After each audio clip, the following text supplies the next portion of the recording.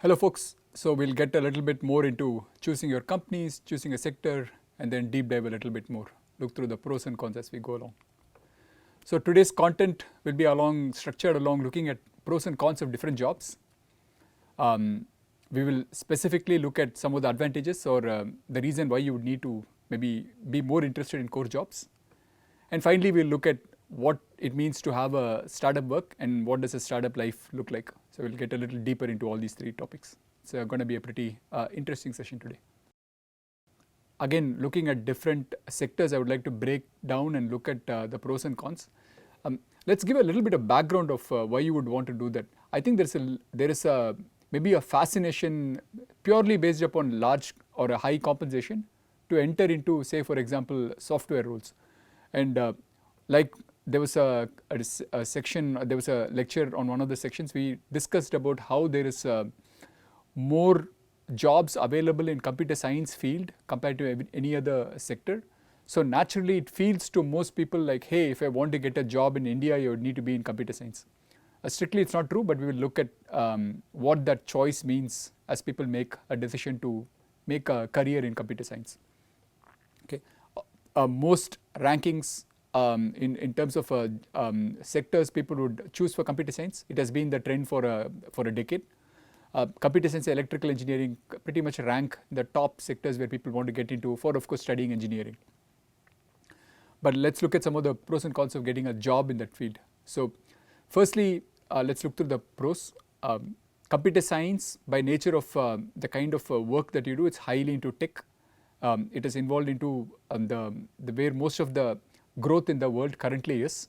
So consequently, the compensation you can expect as a software engineer is pretty high.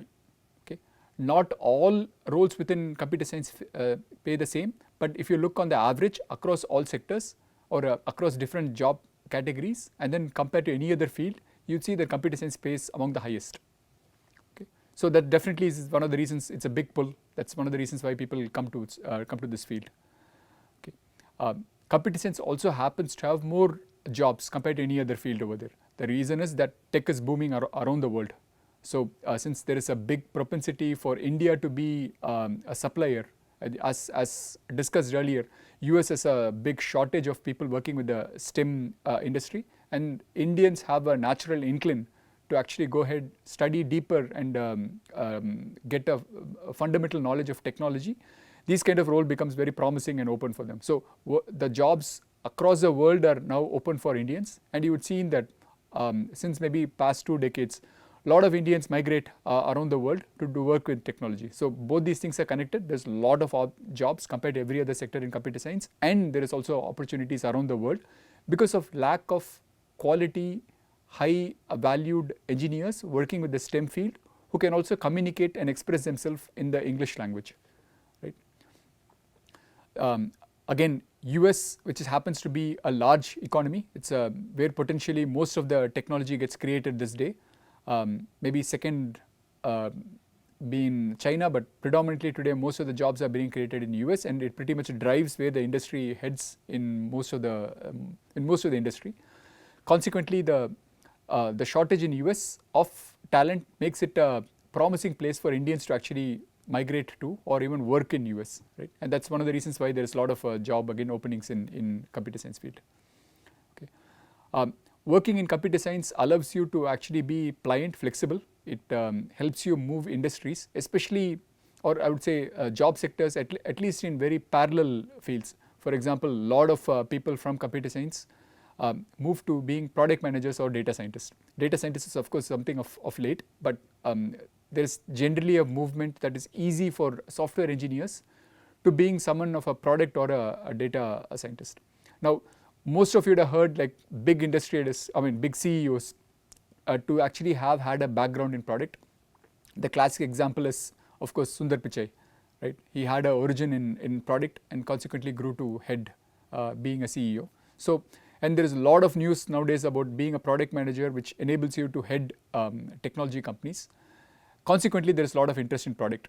And one of the easiest way to get into product management is through background in software engineering.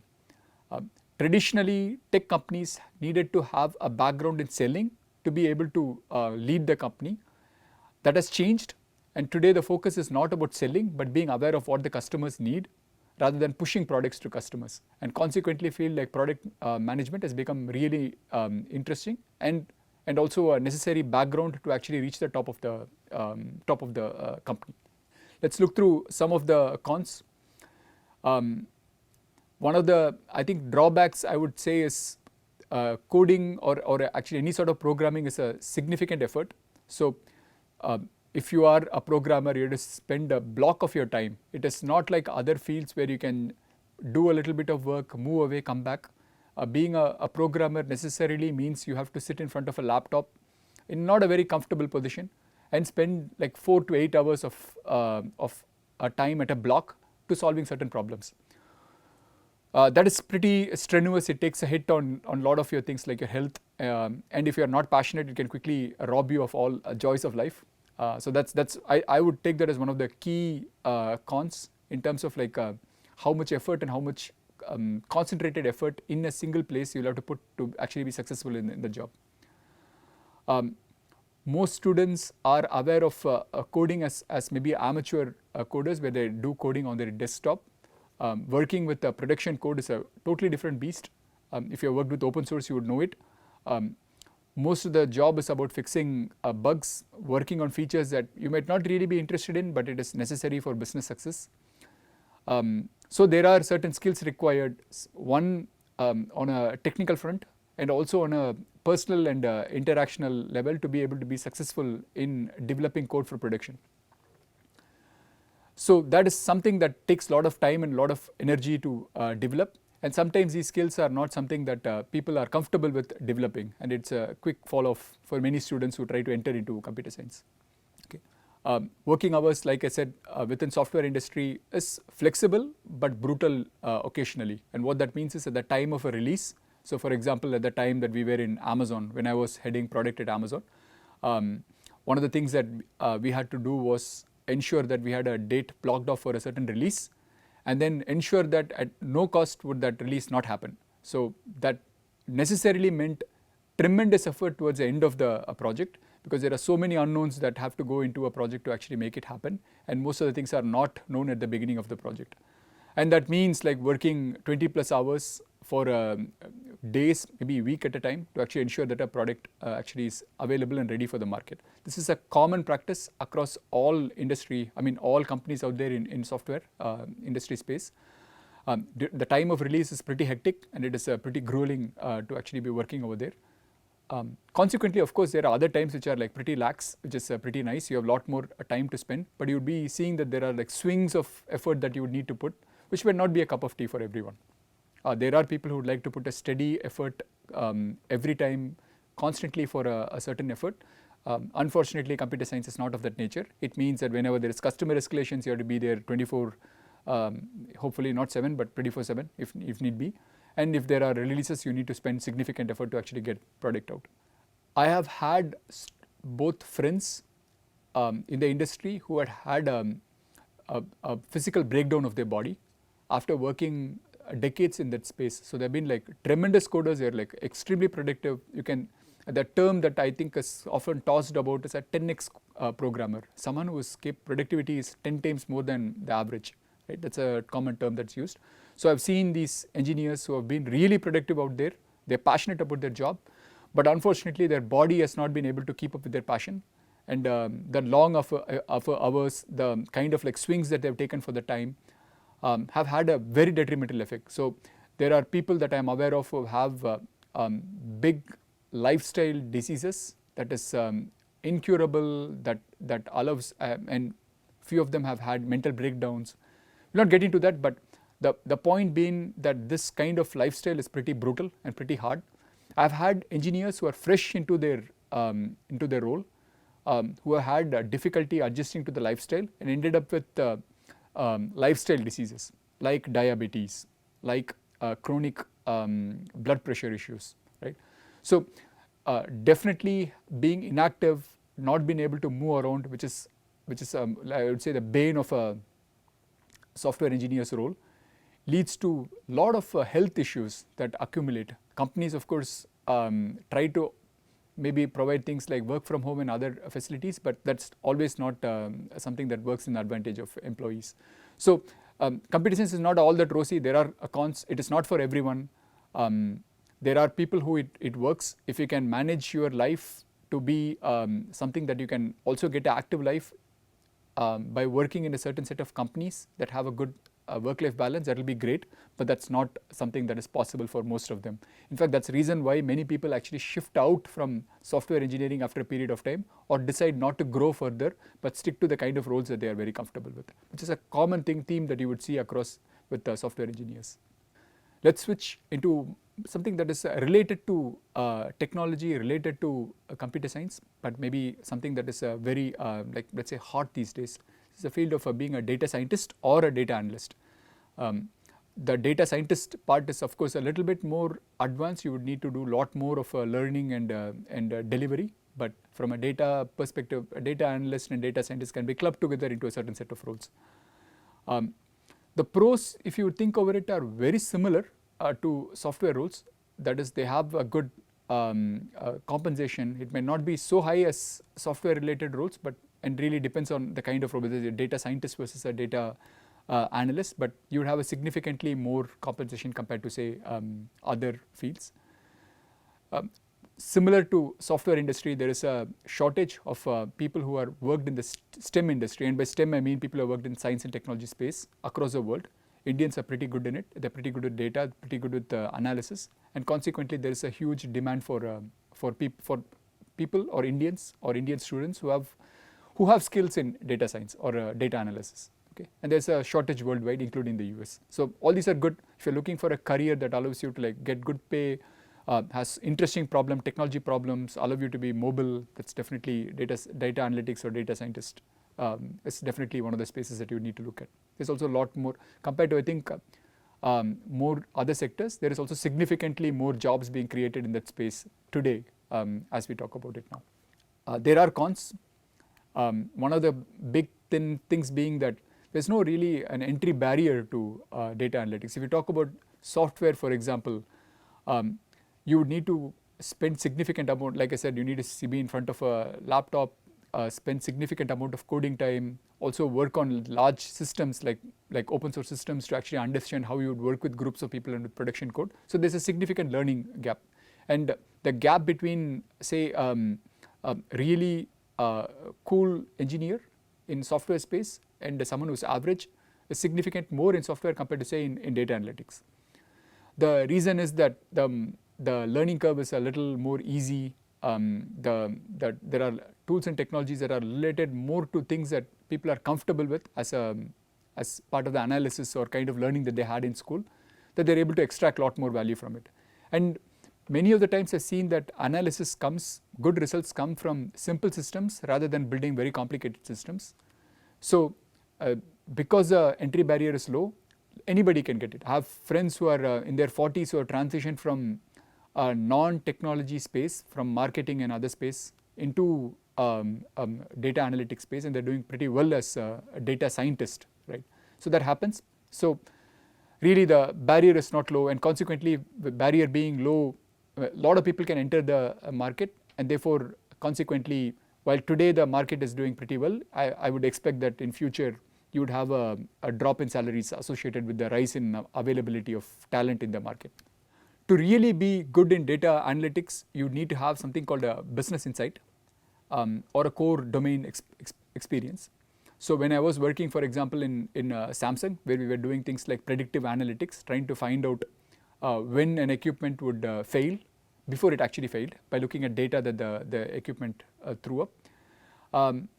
One of the key things I realized when I was running the project was that the data by itself makes no sense unless you can actually connect it to some physical phenomena associated with the devices you are studying.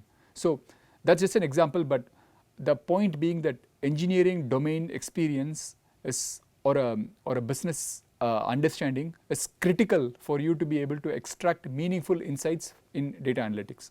And that is not something that can be had by just like walking into a space. To be really a good domain expert, you need to spend significant amount of time working in that space, understanding it really well to be able to drive some insights from it. So to be a data analyst in say one of those niche places or places within say manufacturing, within say with pharma or any other places, you need to have a lot of domain expertise to be successful. You can't just throw a model and hope that there would be some results that come out of it. As the saying goes, garbage in, garbage out. Data analytics is one of those fields that is being like really challenged by advent of the AI technologies. So there is a lot of times these businesses ask these questions, why do I need to hire, where I can throw this problem at some of these large language models and ask it to analyze and come out with some sort of like understanding, right? So that's really a big challenge these days, because there is these AI systems can also learn and be the same kind of a data analyst that an average data analyst can do. So if you are, I would expect that going forward you would need to have a lot more domain expertise, lot more of specialized expertise if you are going to be relevant or stay active in the field. Finally, just like software, but not so much, but there is a inactive lifestyle, just staying in front of a laptop, not really moving, staying in AC rooms, not exposed to world, which throws its own health problems much later in your life. You would not know it in your 20s, you will not know it in your 30s, definitely its 40s and 50s it start to pay havoc. Common role that has many of the people jump in, it's finance. Finance is something that I've seen both from engineering side, a limited set of engineers move into finance, but a large group who do business related degrees actually move to finance jobs. And really the pros are related to the fact that it needs very specific domain expertise. If there is one field that needs a complete understanding of the business and domain, it is finance. You can't just walk into finance without understanding the models, without understanding like managing of different cash flows, for example, understanding different needs of a business, managing inventories. Like, I mean, entire business knowledge needs to be something that you are very comfortable with and have a very deep knowledge of to actually be successful in finance industry. This is one of the reasons why people go for certifications. There is a couple of certifications for finance that people get into, and it is one of the requirements in fact today to actually get into one of these finance roles. If you talk a little bit deeper, if you get into things like trading and stuff, of course there is a lot more expertise required. You need to be aware of financial models. You need to have a sense of how the market is and make predictions or bets on it. And that comes with even more, since it comes with even more specialized market knowledge, and it is something that you can evaluate on a day-to-day basis by seeing how much profit you turn over for the company. That of course pays a lot more well. So all finance jobs pay well. More specialized they are, more value you can get or more compensation you can get. Okay. Finance jobs are not for the weak-hearted. They have lot, so we're getting into some of the cons, but they are not for the weak-hearted. They really mean a lot of effort. You need to be comfortable looking at like huge dumps of data, looking at companies' charts, looking at their balances, looking at expenses. You need to be comfortable with the tallying. You need to have a very good understanding also of accounting to actually make a good impact in finance careers. And if you are a trader and or anyone else, you need to be very conversant in say models and building up your own models. Okay. So long hours are expected, lot of learning is expected, continuous relearning is expected, and you can consequently expect no work-life balance. So you'd expect that you spend most of your time in industry trying to like offer value.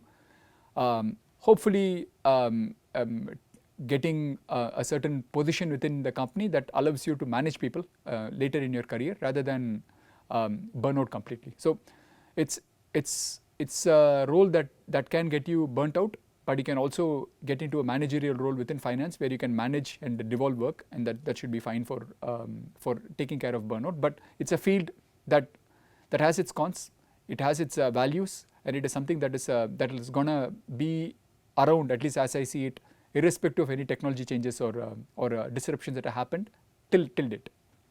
Consulting is something that many engineers get into, definitely those people with a business background get into. Consulting seems promising because I remember this was back like a decade ago, most engineers would want to get into consulting because that's supposed to be where the most intelligent people get into. Of course, it's also where most of the compensation is pretty high compared to traditional engineering roles. Today it's been kind of different. We see that kind of rush towards STEM roles, mainly related to software roles. But there was a time where consulting was the top pick for most students. So pros for any consulting is that you get to like travel a lot, you get to like work across. So these engagements are small. You work for small periods of time with a certain business problem, and that's pretty intellectually challenging. So you can work on a company, a sector, across different regions. So there is a lot of movement opportunity worldwide, across sectors, across companies. You might of course pick up a certain branch, like say supply chain, or maybe finance, or maybe revenue management or risk management, something of that nature. But within that field, there is definitely a lot of flexibility. Of course, since a lot of technology companies, a lot of businesses, big businesses exist in US and also in European Union, there's a lot of opportunities to travel out, offer these solutions to these companies, right? So many of the big consultancy, and in fact most of the consultancies have a way in which they allow people to travel out, work with clients that are not located just purely in India but around the world. But even if it is in India, you'll get a chance to travel across cities. Okay. Most consulting roles also allow you to like shine and get admissions to the MBA program. That's also the reasons why people get into a consulting role, because of the exposure, because of the business background, it makes them a natural fit towards the MBA program. Okay. The cons are that the travel might seem the great initially to begin with, but as you spend days, weeks, months, years traveling non-stop, it becomes really a pain. I know engineers, or rather consultants, engineers who became consultants who were actually traveling like every week. They would travel to a location far away from home, spend the entire Monday to Friday over there, fly back, and then repeat this process ad infinitum, right? So, and it involves staying in some random hotels. It involves staying in some closed environments. It leads to its own consequent impact onto your dietary habits. It involves into your lifestyle. So it has a big impact. Work-life balance, forget it, at least in the beginning part, till you become maybe a partner, right? It involves you to actually spend like 16, 17 hours a day, 4 days a week when you get, and then the last 2 days making slides maybe for the next week, preparing for it. But the life is pretty brutal. It's expected because the kind of salaries is pegged way more than the average salary. Okay. Most of these consulting companies are pretty hierarchical, and they have a high attrition rate. It is because they encourage competition between consultants, and they would like to only promote and keep only a limited set of population. So there is one company, I'm not going to name, but there are many of these companies that have policies like not more than 20% actually stay, rest of the 80% are fired. Okay, so it's interesting, it's exciting. It maybe is even something that as young individuals people can do, but it has its consequences. So I kept I think the crux of where I wanted to head towards, other than discussing the pros and cons, was that I wanted to talk about core engineering and why something that most engineers need to focus upon. So of late I have seen that there are a lot of engineers who are in core, whether it is civil, metallurgy. By the way, I began my career as a metallurgist and moved in across sectors to a tech sector, and then consequently being someone in the computer science space. But there are a lot of people like me, a lot of people who have left their core calling, whether it be whichever core engineering is, and moved towards software, right? I think it's while there are gains, there are some gains from core engineering that I think are worth calling out, and I would want to talk about a few of them. Among all engineering roles that I know of, core engineering, whether it be mechanical engineering, chemical engineering, production engineering, metallurgists, right? There's one place where engineers get to work on all three skills, and by three skills I mean technical, business, and people skill. One place where the entire bunch comes together is in core engineering. Traditionally, if you look at it, every engineer is trained by their university to be technical, right? You work on a certain problem. For example, if it is thermal sciences, you dig deep into it. As a metallurgist, you may know the iron carbon phase diagram really well. That's your technology. That is what you would know really well. You understand all the processes of it. But the work requires two other talent from engineers, and that is something that you find that is rapidly developed when you work in core engineering jobs. One of them is business skills, and by business skill it means that understanding what the business requires and consequently making products for the business. For example, you'll be aware of what are the business changes that happens. You would have to interact with people in, say, reliability. You'll have to understand what that customer feedback is like, and consequently make changes to your business. So if you're a product, as an engineer, you're making, let's say, an engine does not live in a vacuum. It hits the market, and there is feedback from marketing, there is feedback from sales, there is feedback from reliability, and all these have to be taken care by you to actually redesign or improve upon the work that you do. So that's something that you are aware of. You also you are aware of what are the different trends that's happening in the industry across your sector and across the world. It is natural for you in core engineering if you have to be successful in the role. And that discussion is always promoted at work, and you will find a lot of opportunities to actually engage with multiple layers and to get deep into business. Secondly, all engineering work, specifically core engineering work at a very deep level, is about people and trying to get work from people, right? So when you are in any sort of a mechanical engineering role or any core engineering role, you would have a group of people who would actually work with you. They are called technicians, they may be called other engineers, they may be called assistants, name what it may be. But you would have to devolve work and know how to actually get production quality work done from these people. So it is not something that for a core engineer happens only when they become a manager. It is for an engineer, it is a bread and butter right from the day one. So for example, when I began my life in a semiconductor industry working as a process and equipment engineer, I had 12 technicians report to me right at the day one. So I was answerable to ensure that they got the work allocated, that the different productivity targets were met, that we met the quality, we were able to control for the work that was expected, and have it all organized, right, such that there was no bottlenecks available in the whole process. So irrespective of the field, whether it's a production engineer, manufacturing engineer, chemical engineer, you would be someone who knows how to get work, how to talk with different people of different mindsets. And working with people, you will find is the most difficult thing that you will ever achieve in your life, which is people come with very different interests, people come with very different motivations, and you will have to have an alignment to get work done. So I think technical skills, while it is always focused, technical skills is something that you would develop a lot, both at your education as well as in the industry. I think these two skills, business and people skills, are something that is a valuable experience that is specifically developed and cultured when you are in core engineering compared to, say, a software engineering role, which is more of an individual capacity role, or a data analyst role, which is an individual capacity role, a finance role, individual capacity role, a consultant, again, individual capacity role. Okay. Why is this? Why is a skill? What did you make of it, right? So you have developed all these three skills. You know how to work with people. You understand businesses. You understand trends. Naturally, when you work in a production environment within engineering, what does it mean for you? Let's talk about pros and cons. So once you have this all sort of background, you would want to actually go ahead and do something with it. So for example, MBA program, right? A common, like I say, input for MBA programs is consulting, and secondly, actually people with a core engineering, a production engineering background.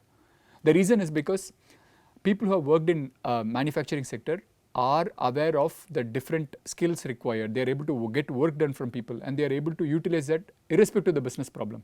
MBAs love people with a technical work experience in core sectors because they have these skills that are also being taught at MBA school. So the amount of upgrade that they need to do to these engineers is very less. They are almost job ready right at the day one. They just need to be taught a few more concepts, and they would start to like fructify all those knowledge and become very valuable candidates for any sort of business role that is out there, right?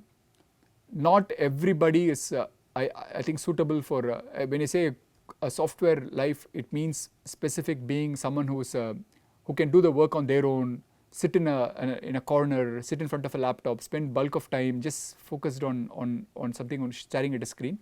That is probably not everyone's cup of tea. In fact, it's probably not natural the way humans are. As humans, we are someone who like to move, we would like to interact, we would like to engage. I would say a core engineering role plays to your strength of being naturally someone who works with people and able to actually go engage with people and get cooperative, collaborative work done. So not everybody is fit to be a great coder, but almost everyone, if allowed to flourish, is fit to be a great core engineer. Okay. I have seen that burnout happens in a lot of fields, like for example in CS roles, it does happen where people are like fed up with kind of the work that they do sitting in front of laptops, working on features that probably are not of interest to them. But I have never had core engineers complain about the motivation that they get from working on the job. The job is always interesting. It has something new to offer. There's always a new learning that you can always pick up every day. So core engineering is definitely a place that is good for you as a place to develop, right? Compared to jobs like software roles or data science roles or even a consulting role, the amount of competition that goes into those roles are very limited or dramatically different for a core engineering role. For example, when I sat for my first engineering role at IIT, I was one of the I think there were like 4 students sitting for a Tata Motors interview, and I was one of them. And so getting in was that easy. Like compared to, like for example, I have a data point from recently from IIT Roorkee for a product manager role. There were 800 people applying for one product management opening. So that's the kind of competition that is available for most other roles. You would not find less than 50 to 100 people applying for a CS role, but you'd find number of people applying for a core job to be really less. So it's very easy to get through.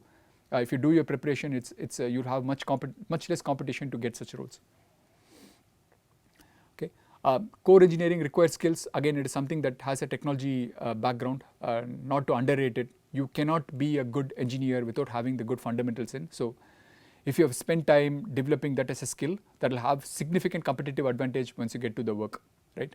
Not everybody is aware of the background. If you have that, you can apply that really well at your workplace and get a lot more rewards from it. So there is a competitive advantage that nobody else can come to. And I would say in today's world where data is being brought into all sectors, including manufacturing, into pharma, I would say that it is easy for people who have been in core engineering to develop the domain expertise that allows them to be great data analysts if they want to change track later, or become someone who can actually integrate data and insights and provide a lot of business value. Okay. Core engineering teaches you soft skills, like I said, people and business skills. That is going to be a cornerstone of how you are able to be a successful leader. It will tell you everything about leadership. If you want to learn about leadership, there's no other place to learn other than core engineering. Be it a production engineer, being a process engineer or equipment engineer, you learn everything there is in a practical way to know about leadership. Okay. There are cons. Every pro has, of course, cons, but I think it is worth. You should also call this out. The compensation tends to be low, especially in the beginning years. It quickly changes much later in your career as you grow in your career, as you get more leadership experience, as you have more business and technical skills that gives you a competitive advantage. But to begin with, if you look purely from the beginning starting point, you would find that there are other branches, for example, computer science or data science, that pays more. I would strictly, again, think of that as a con only in a short term. If you have the resilience, it should not matter at all. In fact, the dynamics changes much later when you go ahead in your life.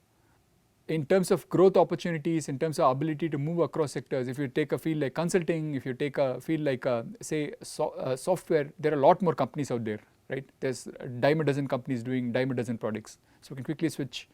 If you are not happy with one company, you can find a better role in another company. Production is not of that nature. There's significant investment in terms of machinery, equipment, and establishment to make things happen.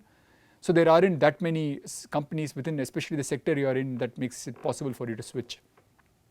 So for example, if you're working in for example, let's say you're working as a engineer working in, say, a chemical or etch process in, say, semiconductor industry, you would find that you're pretty much like classified as an expert within that space, and you'll find that it is not possible for you to shift to any other process. For example, let's say process integration within the same company or even another company. It takes you significant more effort to change compared to, say, for example, with software.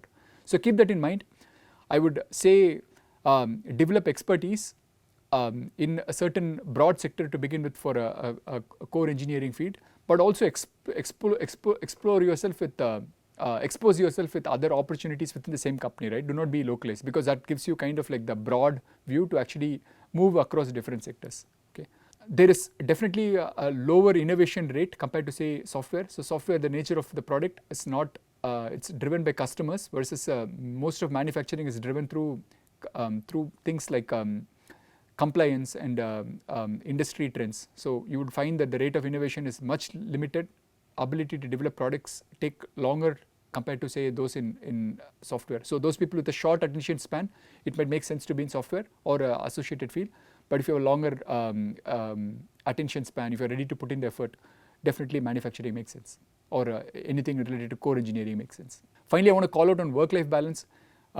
Work-life balance would not be that great to begin with. You would be expected to work on shifts. You would be expected to, shift means like you'd be working sometimes in the night, sometimes during the day. You'd be expected to put 12 hours of effort on weeks at a time. You might have to work 6 days a week. So these are expected from a production or any sort of like core engineering company. The work-life balance would not exist initially, but I would always look upon these as, hey, this is not as bad compared to say finance or consulting. It is compared to say those ups and downs of software cycle more evened out.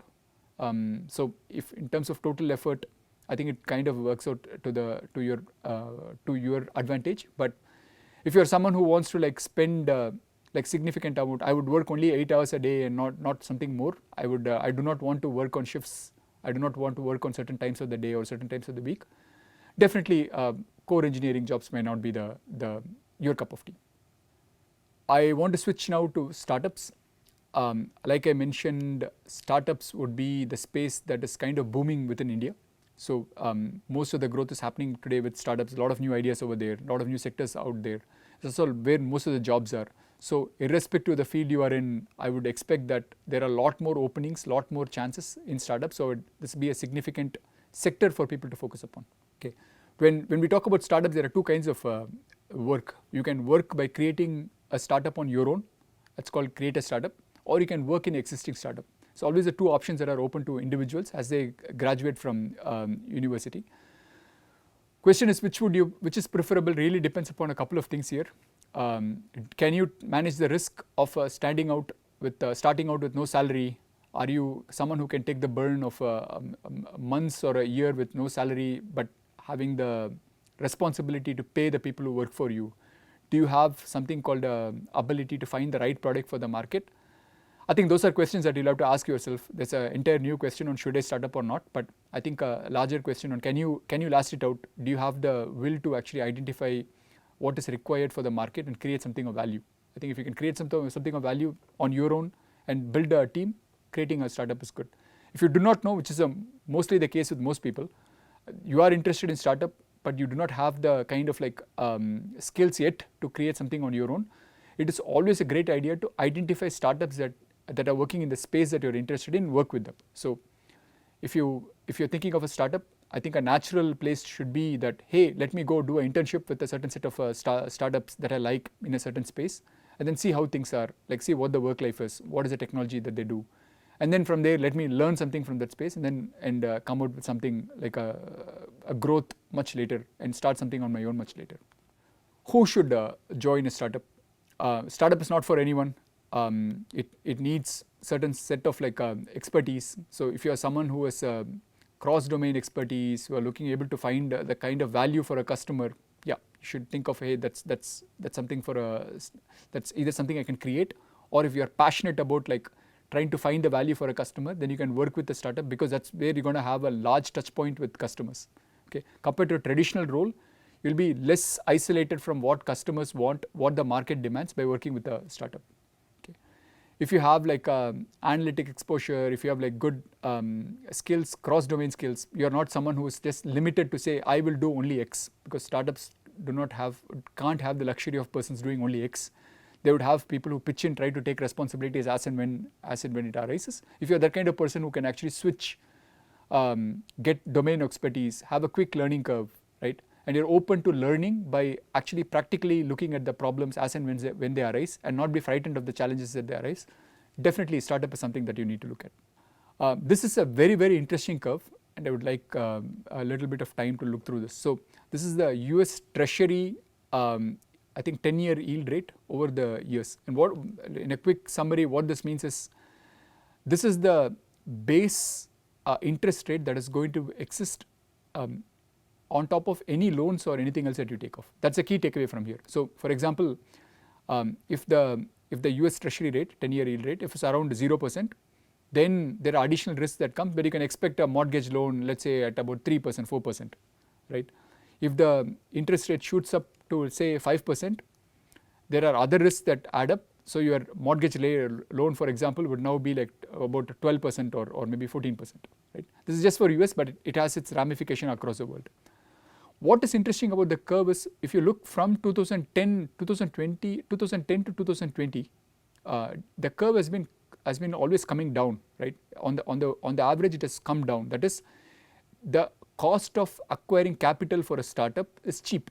So from 2010 to 2020, it has become almost like, around 2020, it used to be almost near zero. So you would get loans from venture capitalists at a very low rate, and consequently, the ability for you, so if you get loans from, for example, from a capitalist at let's say 4% interest rate, you would need to deliver only more than 4%, right? Maybe 10% to actually show value. But if someone actually delivers that loan to you at 10%, you'll have to now show more than that. You'll have to show 20%, 30% growth, which is a very difficult proposition, right? Compared to 10% growth, 20% growth is exponentially harder, right?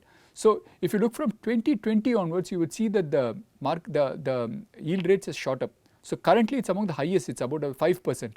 So that means the loans have the money, the investment money, both from venture capitalists as well as any loans that you can get right now, it's extremely expensive.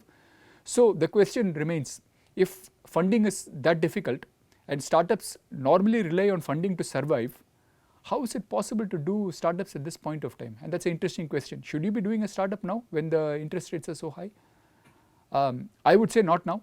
That's my takeaway from this slide. There is of course a talk about like interest rates being slashed. I expect it after the US elections, or very close to the US elections, which is somewhere in the December of this year 2024. Consequently, the rates would come down, and consequently it might be a better time. But as it stands today, those are speculative thoughts, but as it stands today, the loan is really difficult, capital is really difficult. It is really a bad time for you to raise money, and consequently it's a bad time to be in a startup. There are pros, irrespective of it, is you have a very high learning curve, like I mentioned earlier. You can quickly learn about a lot of skills that you will not learn in a traditional company. So for example, there was a startup company that I was interviewing for when I was in San Francisco.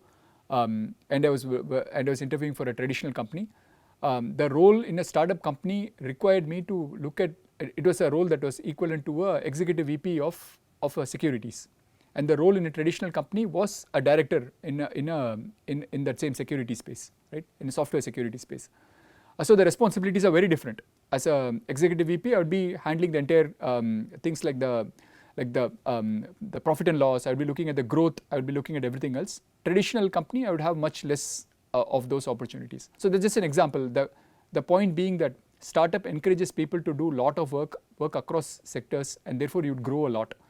The promotions are very fast compared to a traditional company, and therefore if you are someone who likes to grow fast, work on hard problems, work on tough problems, work on challenging problems, work without caring too much about like balances of work life, I think startups are a great place to be. Working in startup, you'll of course pick up different skills, and therefore you become a really good person for any kind of role later. You're also a great person or a great fit for things like an MBA program, if you consider that. People who are averse to risk should not be taking startups, and consequently pros, people who are not bothered by risk, who can manage, for example, fluctuating cash flows, fluctuating opportunities.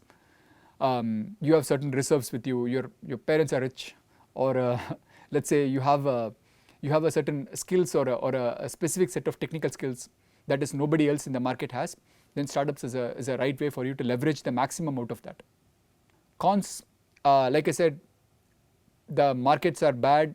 Currently it is bad. It is traditionally, there's a lot of fluctuations in the market. Risk is very high with the startups. You never know when it's going to crash. So consequently, people would have a lot of layoffs. So startups are known for layoffs. So do not be frightened of losing a job or seeing a fluctuating market if you are in working in a startup. Your compensation varies. Actually, there's a lot of paper value that comes from, say, stocks that are given, and actual compensation may be a little lower. But overall compensation might be pretty high. It really depends on how you look at it.